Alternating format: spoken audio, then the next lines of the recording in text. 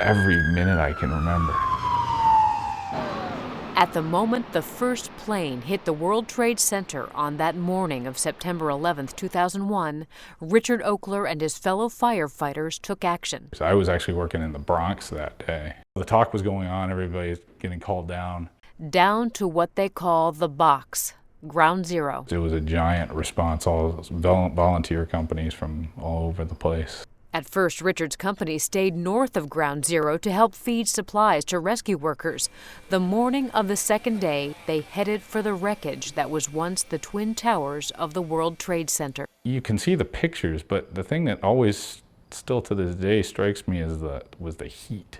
It was this overwhelming heat that it was like standing in front of a furnace. And then I think it was really the silence. It was just quiet.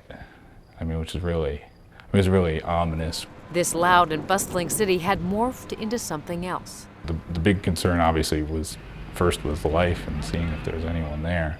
Something that was hard to fathom. You know, how could anybody really be alive in there? But it's just, you know, that's the first thing everybody's like, well, we got to get this pile out of here and see, you know, and get everybody out from underneath there, because we just assumed, you know, that there'd be a whole group of folks trapped under there. But, you know, unfortunately that never happened. Their task turned from saving lives to one of recovery. Richard was one of thousands who lost people in that attack. And some of those folks were in, you know, and high up in the tower. So friends and friends of friends that, you know fairly well were the ones that were there. I've never been back. Why? I don't know. Never been back. I think just emotionally, I don't know, it would be difficult to go back.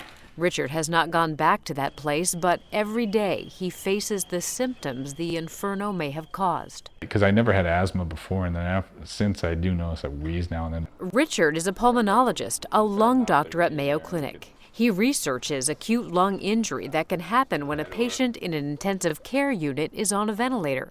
In addition to that, Richard is interested in the chronic lung issues many who were first on the scene at 9/11 suffer. Just thinking of all of the different compounds, chemicals, hydrocarbons that came down in that soot and dust, it's not surprising that there's so many different types of pulmonary problems that we're finding. Diseases such as chronic cough, asthma, sarcoidosis, and maybe lung cancer. Between you know, that first few hours after the towers came down, and then probably about 24, 36 hours afterwards is where most people were affected. People such as his close friend who breathed in the dust as those buildings collapsed. He's unfortunately one of the folks who is pretty sick right now. A study in the journal Lancet suggests firefighters at 9/11 are at an increased risk of developing cancer than firefighters who were not there. Researchers, including Richard, say even though it's a decade later, it's still too early to tell exactly what the long-term health effects will be. What we'd like to do is be able to treat these folks ahead of time, know who's going to get sick, who's not. It's not easy to go back to that day in 2001. You know, obviously we all lost some people we know and good friends, and you know, in some ways it's difficult, I guess, to talk about.